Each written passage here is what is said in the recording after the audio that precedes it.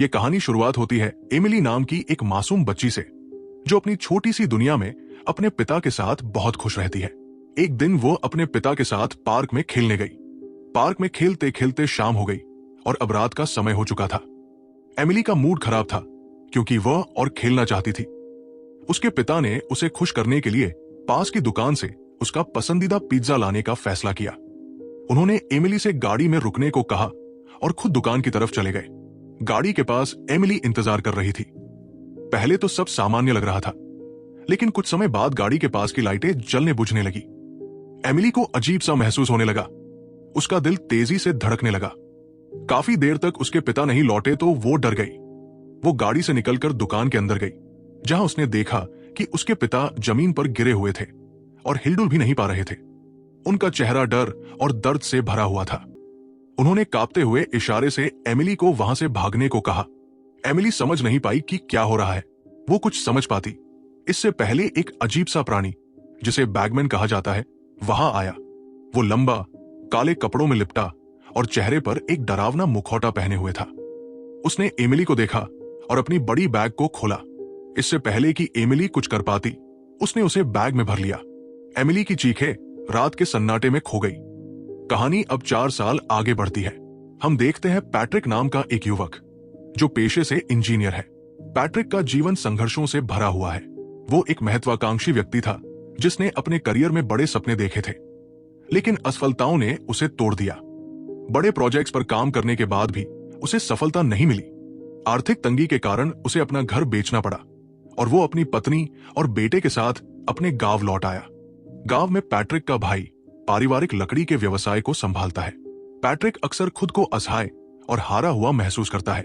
उसकी पत्नी, जो बेहद सहनशील और समझदार है, हमेशा उसे प्रोत्साहित करने की कोशिश करती है। उनका बेटा छोटा और मासूम है, जिसे जंगल और प्रकृति के बारे में जानने का बहुत शौक है। एक रात पैट्रिक को अजीब आवाजें सुनाई देती है। ये आवाजें उसे घर के पास के जंगल से आती है। वो पहले तो उन्हें अनसुना करने की कोशिश करता है, लेकिन आवाजें बढ़ती जाती है। उत्सुकता और डर के मिश्रण के साथ वो आवाज का पीछा करते हुए झाड़ियों तक पहुंचता है। झाड़ियों के पीछे उसे एक अजीब सा प्राणी दिखता है, जो दूर खड़ा उसे देख रहा था। वो प्राणी काले साए की तरह दिख रहा था और उसकी आंखें चमक रही थी। इस घटना ने पैट्रिक को उसके बचपन की एक घटना की याद दिला दी। बचपन में पैट्रिक और उसके दोस्त गांव के एक बंद पड़े माइन में गए थे। वहां उन्हें डरावनी आवाजें सुनाई दी थी। पैट्रिक ने वहां एक अजीब हाथ देखा था, जो माइन की दीवार से बाहर निकला था, जो उसके बाल काटकर अपने साथ ले जाता है। पैट्रिक वहीं पर गिर जाता है। उसने अजीब सी आवाज को भी सुना होता है। उसके हाथ से उसका लकड़ी का आवल भी छूट चुका है।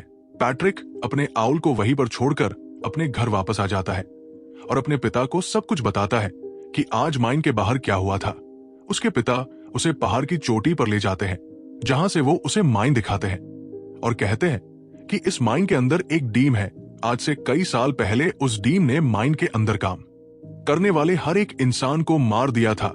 माइन के अंदर रहने वाला डीम खास तौर पर बच्चों को अपना शिकार बनाता है, और एक बार अगर उसने किसी बच्चे को छू लिया तो वो उसे नहीं छोड़ता। पैट्रिक को ये बातें बहुत ज्यादा सीरियस नहीं लग रही होती, लेकिन उसके पिता को गुस्सा आ जाता है और वो कहते हैं कि आज के बाद तुम कभी माइन की तरफ नहीं जाओगे। पैट्रिक बहुत ज्यादा डर जाता है। वो कभी उस माइन की तरफ नहीं जाता, लेकिन दिल ही दिल में उसके अंदर वो बातें घर कर चुकी है।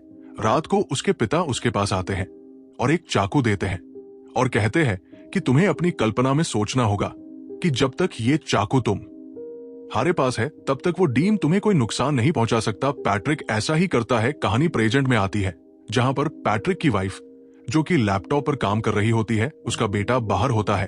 तभी उसे अजीब सी आवाज आती है, जो कि जंगल की तरफ से आ रही होती है। वो उस आवाज का पीछा करते करते जंगल की तरफ चला जाता है। पैट्रिक की वाइफ अपने बेटे को ढूंढने के लिए जंगल के अंदर जाती है। शाम को जब पैट्रिक वापस आता है तो वो उसे सारी बातें बताती है कि किस तरह से हमारा बेटा जंगल की तरफ लगातार बढ़ता चला जा रहा था। अगर वक्त रहते मैं उस तक नहीं पहुंचती तो शायद हम उसे खो देते। पैट्रिक बहुत ज्यादा परेशान हो जाता है।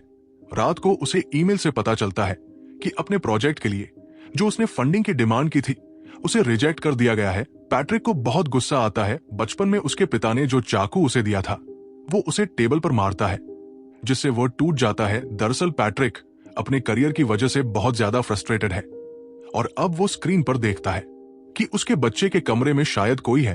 वो कमरे में जाता है लेकिन वहां पर कोई नहीं होता, पर उसे एहसास होता है कि बाहर से कोई आवाज आ रही है। वो बेसबॉल का बैट लेकर बाहर जाता है।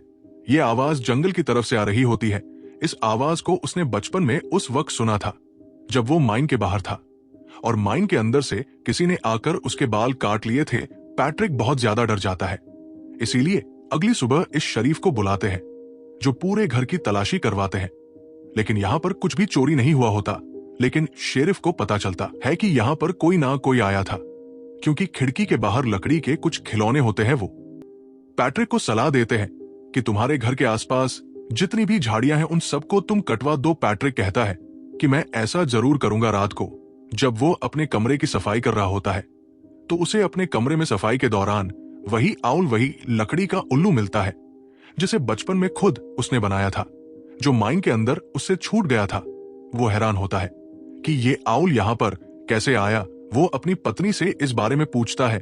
उसकी पत्नी कहती है कि जिंदगी में पहली बार मैंने इसे देखा है। दरअसल अब पैट्रिक का बचपन का जो डर होता है वो धीरे धीरे वापस लौट रहा है। पैट्रिक ने अपने बेटे के लिए एक फ्लूट बनाई होती है जिसकी आवाज उसकी पत्नी को बिल्कुल पसंद नहीं होती। वो पैट्रिक से कहती है कि तुम इसे कहीं रख दो, इसकी आवाज मुझे इरिटेट करती है। पैट्रिक ऐसा ही करता है। रात को जब वो अपने बेटे को बाहर टब में नला रहा होता है तभी उसका बेटा कहता है कि मुझे वही फ्लूट चाहिए। पैट्रिक उस फ्लूट को लेने के लिए नीचे आता है और ठीक उसी वक्त बैकमैन, जो बच्चों को अपने बैग के अंदर कैद करके ले जाता है, वो पैट्रिक के बेटे को लेने के लिए वॉशरूम में पहुंच जाता है। रिक को शक हो जाता है कि कुछ ना कुछ गलत है। वो भागकर ऊपर जाता है जिस वजह से बैकमैन को वहां से भागना पड़ता है। पैट्रिक के बेटे की जान तो बच गई लेकिन उसकी पत्नी और वो बहुत ज्यादा डर चुके हैं। उन्हें अपने बच्चे की चिंता है, इसीलिए वह अपने बच्चे को अपने साथ सुलाते हैं। पैट्रिक को रात को नींद नहीं आ रही होती, इसीलिए वह घर से बाहर आता है जहां पर गार्बेज के पास उसने अपनी फ्लूट को फेंक दिया था। लेकिन अब वहां पर फ्लूट नहीं है। वो जब घर के अंदर जाने की कोशिश करता है तो दरवाजा अंदर से बंद होता है। वो एक छोटी सी विंडो से अंदर झांक कर देखता है जहां पर उसे लगता है कि ऊपर वही बैकमैन उल्टा लटका हुआ है जिसके हाथ में फ्लूट भी है। वो बहुत ज्यादा डर जाता है। वो विंडो के ग्लास तोड़कर घर के अंदर आ जाता है। उसकी पत्नी भी उठ चुकी है। हालांकि आज रात को बैगमैन आया था लेकिन उसने पैट्रिक के परिवार को नुकसान नहीं पहुंचाया। अगली सुबह एक बार फिर से शरीफ को बुलाया जाता है जो पूरे घर का मुआयना करते हैं और कहते हैं कि घर से कोई चीज चोरी नहीं हुई हो सकता है, कि ये किसी साइको का काम हो। 4 साल पहले ऐसा ही एक केस आया था जहां पर एक आदमी पैरालाइज हो गया था। उसका कहना था कि एक बहुत ही भयानक दिखने वाली आकृति उसकी बेटी को बैग में कैद करके अपने साथ ले गई। मुझे लगता है कि ये केस उसी से जुड़ा हुआ है, लेकिन पैट्रिक को शायद कोई सच्चाई पता है।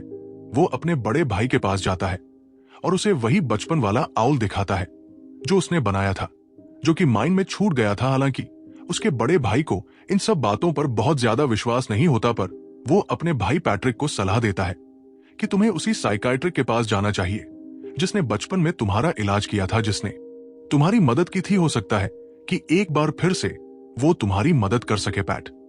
रिक तय करता है कि वो उसके पास जरूर जाएगा। वही पैट्रिक की पत्नी को दिखाया जाता है जो अपने बेटे को लेकर एक पार्क में गई होती है। उसका बेटा उससे कुछ दूर खेल रहा होता है। उस वक्त वो काम कर रही थी और कुछ देर के बाद उसका बेटा उसके पास आता है जो उसे एक पेपर देता है। उस पेपर को जब वो खोल कर देखती है तो उस पर एक स्केच होता है और ये स्केच और किसी का नहीं बल्कि पैट्रिक का है। उस वक्त का जब वो माइन के बाहर लकड़ी को काट रहा था। वो समझ जाती है कि उसकी बेटे की जान खतरे में है। वह एक झूले के अंदर होता है और वहां पर बैगमैन भी है। वो उसे अपने साथ ले जाने वाला होता है कि पैट्रिक की पत्नी वहां पर पहुंचकर अपने बेटे को बचा लेती है। उसे यकीन हो चुका है कि उसके बेटे की जान को खतरा है, कोई उसके बेटे को मारना चाहता है। अगले दिन वो पैट्रिक के साथ उसी साइकाइट्रिक के पास जाती है जिसने बचपन में पैट्रिक का इलाज किया था। उसे भी बैकमैन की कहानियों पर विश्वास होता है। पैट्रिक ने जब से अपने पिता के दिए हुए चाकू को तोड़ा है तब से उसका जादू टूट गया और अब बैकमैन उसे और उसके बेटे को खत्म करना चाहता है।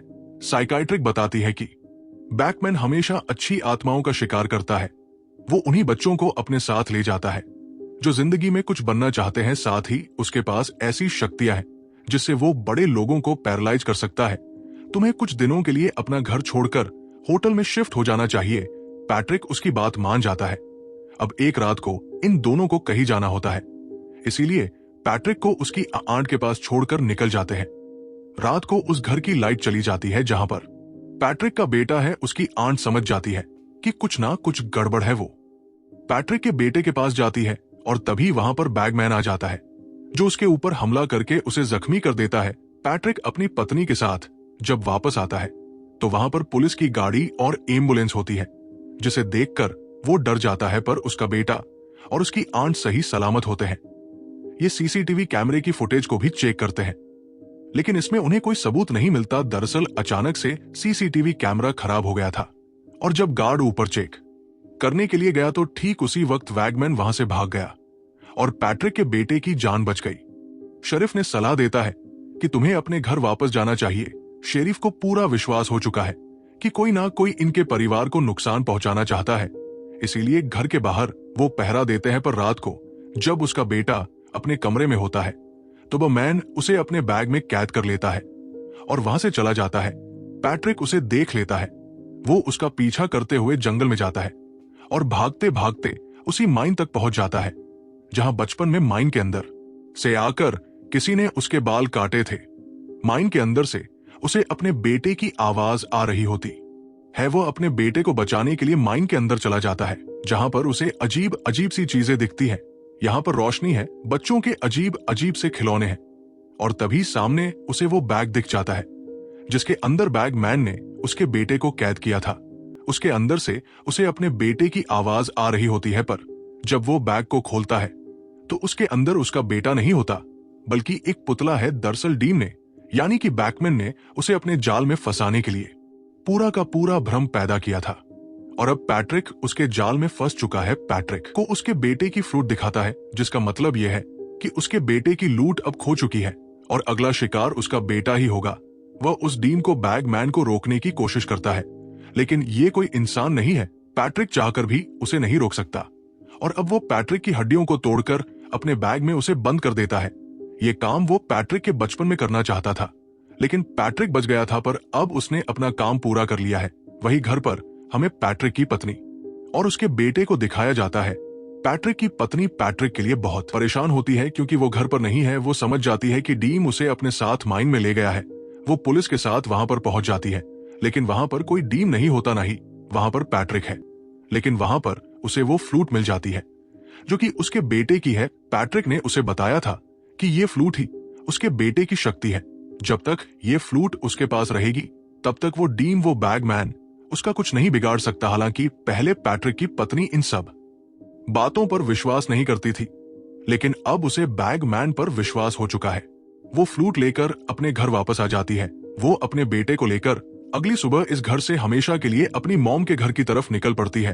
रास्ते में फ्लूट को अपने बेटे को देती है और उसे बैगमैन के बारे में बताती है। साथ ही उसे ये भी बताती है कि इस फ्लूट को हमेशा अपने पास रखना। वो अपने बेटे को वही सारी बातें बताती है जो बचपन में पैट्रिक के पिता ने पैट्रिक को बताई थी।